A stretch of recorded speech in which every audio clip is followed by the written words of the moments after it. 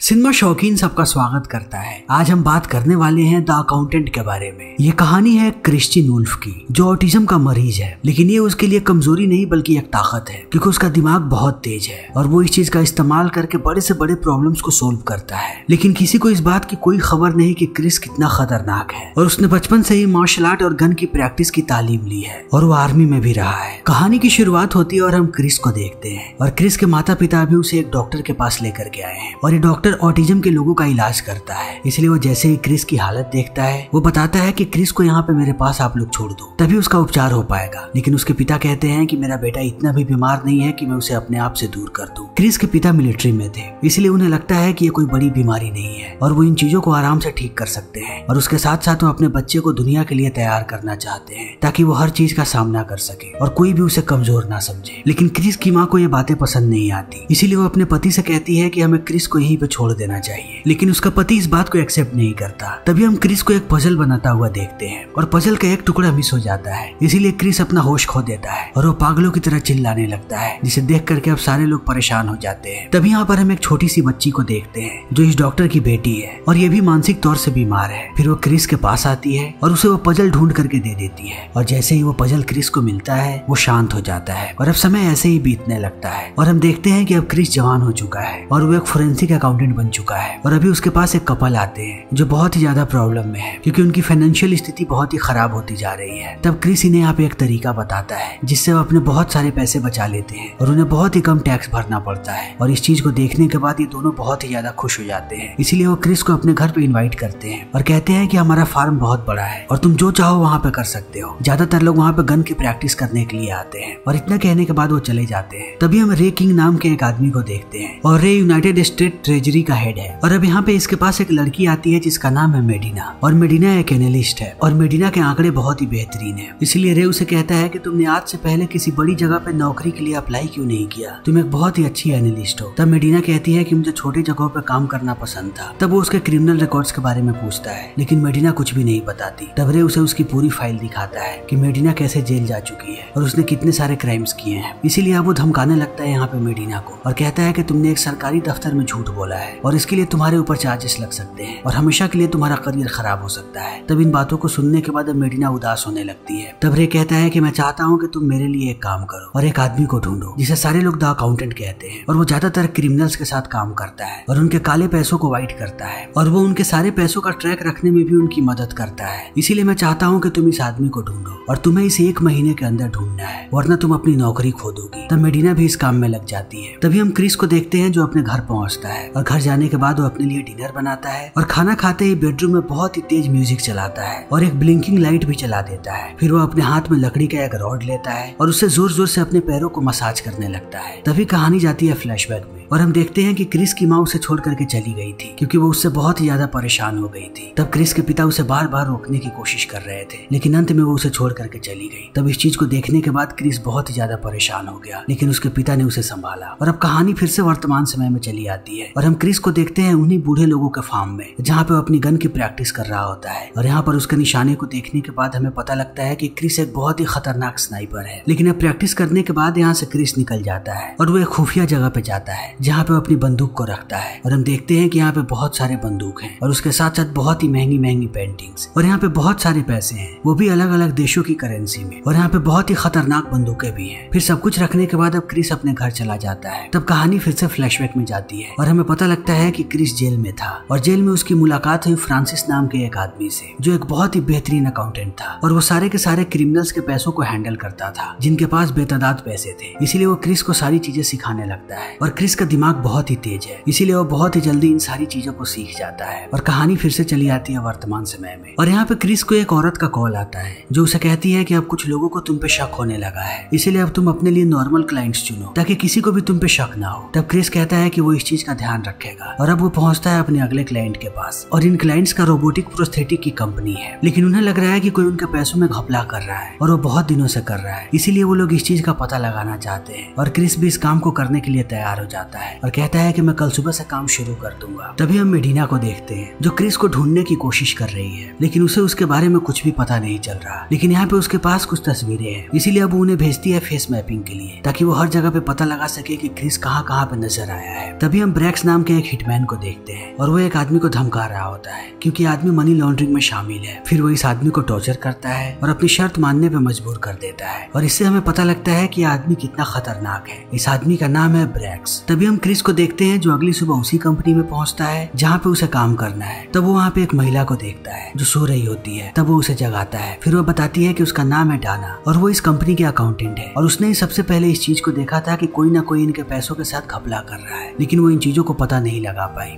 और डाना को यहाँ पे उम्मीद था कि वो क्रिस के साथ काम करेगी, लेकिन क्रिस कहता है कि वो अकेला ही काम करता है, इसीलिए डाना यहाँ से चली जाती है। तभी हम मेडिना को देखते हैं जो एक प्रेस कॉन्फ्रेंस में आई होती है। तभी उसे होमलैंड सिक्योरिटी से कॉल आता है और वो उसे बताते हैं कि हमने जब उस आदमी की फेस मैपिंग की तब हमें एक वीडियो मिली जिसमें ऑडियो भी है और उस आदमी ने यहाँ पे कुछ लोगों को बड़ी ही बेरहमी से मारा है, इसीलिए अब मेडिना को वो क्लिप मिल जाती है। तभी हम क्रिस को देखते हैं जो लंच कर रहा है, लेकिन अब डाना भी यहाँ पे होती है और वो उससे बात करने की कोशिश करती है। तब क्रिस भी उससे बात करने लगता है और उसे डाना अच्छी लगने लगती है। लेकिन अब क्रिस अपना काम करना शुरू कर देता है और वो पूरे के पूरे ऑफिस में अपना कैलकुलेशन करने लगता है और समय ऐसे ही बीतने लगता है। और दूसरी तरफ हम मेडिना को देखते हैं जो अब क्रिस के ऑडियो को मैच करवाने की कोशिश कर रही है ताकि उसे पता लग सके कि क्रिस कौन है। और वहाँ पर जब वो क्रिस की आवाज सुनती है तब उसे पता लगता है कि ये नर्सरी राइम्स पढ़ता है और इससे उसे पता लग जाता है कि इस आदमी को ऑटिज्म की बीमारी है। तभी हम क्रिस को देखते हैं जिसने पता लगा लिया है और अब वो डाना को पूरी बात बताता है कि कोई आदमी इस कंपनी से पैसे चुरा रहा है और वो एक ऐसे कंपनी के नाम पर ट्रांसफर कर रहा है जिस कंपनी का कोई भी वजूद नहीं है और उसने अब तक $61 मिलियन चुराए हैं। तभी यहाँ पर इस कंपनी की एक शेयर होल्डर आती है और क्रिस उसे पूरी बात बताता है। तब वो कहती है कि ये काम कौन कर रहा है। तब क्रिस कहता है कि मुझे थोड़ा और वक्त चाहिए होगा, लेकिन मैं उसका नाम पता लगा लूंगा। तभी हम ब्रैक्स को देखते हैं और ब्रैक्स जाता है इस कंपनी के एक शेयर होल्डर के पास और उसे जबरदस्ती इंसुलिन का इंजेक्शन लेने पर मजबूर कर देता है ताकि उसकी मौत के बाद सबको लगे कि ये एक हादसा था। और ब्रैक्स यहाँ पे इस आदमी को बहुत ही बुरी तरीके से धमकाता है और कहता है कि अगर तुमने इंसुलिन का एक्स्ट्रा डोज लिया तब तुम मरोगे, तब तुम्हारी पत्नी को बहुत सारे पैसे मिलेंगे तुम्हारे इंश्योरेंस कंपनी से, लेकिन अगर तुमने इंजेक्शन नहीं लिया और तुम्हें मैंने मारा फिर तुम्हारी पत्नी को कुछ भी नहीं मिलेगा। इसीलिए आदमी इंजेक्शन लेकर के मर जाता है। तभी सुबह सुबह अब क्रिस पहुंचता है ऑफिस। तब वो देखता है कि कोई उसके सारे के सारे कैलकुलेशन की सफाई कर रहा है, इसीलिए वो गुस्सा हो जाता है। तभी यहाँ पे इस कंपनी का एक और शेयर होल्डर आता है जिसका नाम है लमार और वो क्रिस से कहता है कि अब हमें कोई भी इन्वेस्टिगेशन नहीं करवानी क्योंकि मेरे एक दोस्त ने सुसाइड कर लिया और मुझे लगता है कि वही इन पैसों का घपला कर रहा था और उसने गिल्ट में आकर के सुसाइड किया है, इसीलिए तुम अपनी फीस लो और यहाँ से चले जाओ। लेकिन क्रिस जिस भी काम को शुरू करता है वो उसे खत्म भी करना चाहता है, इसीलिए वो लमार को बार बार कहता है कि वो इस काम को पूरा करना चाहता है, लेकिन लमार उसकी एक नहीं सुनता। तब क्रिस यहाँ से चला जाता है, लेकिन फिर से वो अपने घर पे म्यूजिक चलाता है और अपने आप को उस रॉड से टॉर्चर करने लगता है और देखते ही देखते उस रॉड को तोड़ देता है। लेकिन अगली सुबह जैसे ही अपने घर से बाहर निकलता है एक गाड़ी उसका पीछा करने लगती है और क्रिस जाकर के उसी फार्म में पहुंचता है जहाँ पे वो गन की प्रैक्टिस करता है। लेकिन अब यहाँ से कहानी जाती है फिर से फ्लैशबैक में और हम क्रिस और उसके भाई को देखते हैं और ये दोनों मार्शल आर्ट की ट्रेनिंग ले रहे होते हैं और हमें पता लगता है कि इनके पिता इन्हें ऐसे ही ट्रेनिंग दिलवाया करते थे, वो भी सबसे बेहतरीन टीचर से, और वो चाहते थे कि वो टीचर से भी बेहतर बने। तभी कहानी आती है वर्तमान समय में और हम उन दोनों बूढ़े लोगों को देखते हैं, लेकिन अब उनके घर में 2 गुंडे आ गए हैं और उन लोगों ने इन्हें बंधक बना रखा है। इसलिए वो महिला को कहते हैं कि बाहर जाओ और बाहर जाकर के क्रिस को अंदर बुलाओ ताकि हम उसे मार सके। तब वो महिला बाहर आती है, लेकिन क्रिस इन सारी चीजों को देख रहा था, इसीलिए जो आदमी इस महिला को बाहर लेकर के आ रहा था क्रिस उसका काम तमाम कर देता है। इसीलिए दूसरा आदमी भड़क जाता है। फिर वो इन दोनों को गाड़ी में बैठाता है और गाड़ी लेकर के भागने लगता है, लेकिन क्रिस अब गाड़ी पे गोली चलाता है और जल्दी उस आदमी को पकड़ लेता है। फिर उसे टॉर्चर करता है और पूछता है कि बताओ मुझे मारने के लिए किसने भेजा है। तब वो कहता है कि मुझे पता नहीं, मुझे बस तुम्हारा और डेना का नाम मिला था और मुझे तुम दोनों को मारना था। तब इस बात को सुनते ही क्रिस इस आदमी को मार देता है और निकल पड़ता है डेना को बचाने के लिए। तभी हम डेना को देखते हैं जो अपने अपार्टमेंट में जा रही है, लेकिन अब यहाँ पे चारों तरफ लोग भर चुके हैं और वो उसे मारना चाहते हैं, लेकिन अब क्रिस भी यहाँ पे आ चुका है, इसीलिए वो धीरे धीरे करके सीढ़ियों से ऊपर आ रहा है। तभी एक आदमी डेना पे हमला करता है, लेकिन डेना उसे मार करके जा करके वॉशरूम में छुप जाती है। फिर वो आदमी अब डेना को मारता उससे पहले यहाँ पे क्रिस आ जाता है और वो एक एक करके इन सबको मारने लगता है। फिर देखते ही देखते वो सबका खात्मा करता है और डेना को कहता है कि मेरे साथ चलो। फिर वो डेना को लेकर के पहुंचता है अपने अड्डे पे जहाँ पे उसने अपनी सारी चीजें रखी हुई है। तब डेना इन सारी चीजों को देख करके चौंक जाती है और वो समझ नहीं पाती है कि एक अकाउंटेंट के पास इतने सारे पैसे और इतना सारा हथियार कहाँ से आया, क्योंकि उसे पता नहीं है कि ये दुनिया के सबसे बड़े क्रिमिनल्स के लिए काम करता है। लेकिन इन सबको देखने के बाद अब डेना को इस बात का आभास हो जाता है कि क्रिस एक ट्रेंड आदमी है। तभी हम मेडिना को देखते हैं जिसे लिंग्विस्टिक एक्सपर्ट्स का कॉल आता है और वो इस बात बात की पुष्टि कर देते हैं कि आदमी मानसिक तौर से ग्रसित है। तभी हम क्रिस को देखते हैं जो डेना को लेकर के जाता है एक होटल में। तब डेना उससे बात करती है और कहती है कि तुमने ट्रेनिंग कैसे ली। फिर वो बताता है कि उसके पिता ने उसे बचपन से ही ट्रेनिंग दिलवाई ताकि वो अपने आप को बचा सके, लेकिन क्रिस ऑटिज्म का मरीज है, इसीलिए वो अपने आप को सोशलाइज नहीं कर पाता है। तब इन बातों को सुनने के बाद डेना भी अपनी इमोशनल कहानी बताना शुरू करती है और ये दोनों करीब आने लगते हैं। तब डेना यहाँ पे क्रिस को किस करने वाली होती है, लेकिन क्रिस उठ जाता है और वो कंपनी के बारे में बात करने लगता है और कहता है कि जिसने भी कंपनी से सारे पैसों का घपला किया उसने फिर उन्हीं पैसों से कंपनी के शेयर खरीद लिए, जिससे कंपनी प्रॉफिट में आने लगी और ये एक तरीका था ब्लैक पैसों को व्हाइट करने का। इसीलिए अब क्रिस एक शेयर होल्डर के घर पे जाने लगता है। तभी वो यहाँ पे ब्रैक्स को देखता है, इसीलिए वो उसका पीछा करता है, लेकिन ब्रैक्स उस पर गोली चलाता है और यहाँ से भाग जाता है। तब क्रिस जाता है उस शेयर होल्डर के घर पे और उसे पता लगता है कि इसे किसी ने गोली मार दी है। तभी हम मेडिना को देखते हैं जो IRS के ऑफिस में है और वो बहुत दिनों से क्रिस को ढूंढने की कोशिश कर रही है और यहाँ पर अब उसे क्रिस का नाम पता लग जाता है। लेकिन क्रिस ने यहाँ पे अपनी प्रोफाइल बहुत ही छोटी रखी है और वो छोटी छोटी कंपनियों के लिए काम करता है जिनसे वो थोड़ा मोड़ा प्रॉफिट बनाता है, लेकिन जितना वो प्रॉफिट बनाता है उससे ज्यादा पैसे वो डोनेट करता है और वो पैसे ऐसी संस्था को देता है जहाँ पे मानसिक तौर से बीमार बच्चे हैं। इसीलिए मेडिना इन सारी की सारी जानकारियों को लेकर के पहुंचती है रे के पास। तभी हम क्रिस को देखते हैं जो पहुंचता है डेना के पास। तब डेना सो रही होती है। तब कहानी फिर से फ्लैशबैक में जाती है और हम क्रिस और उसके भाई को देखते हैं और इनके पिता इन्हें उन बच्चों को मारने के लिए कहते हैं जो कभी इन्हें बुली किया करते थे। इसीलिए दोनों भाई उन बच्चों को बहुत ही बेरहमी से पीटते हैं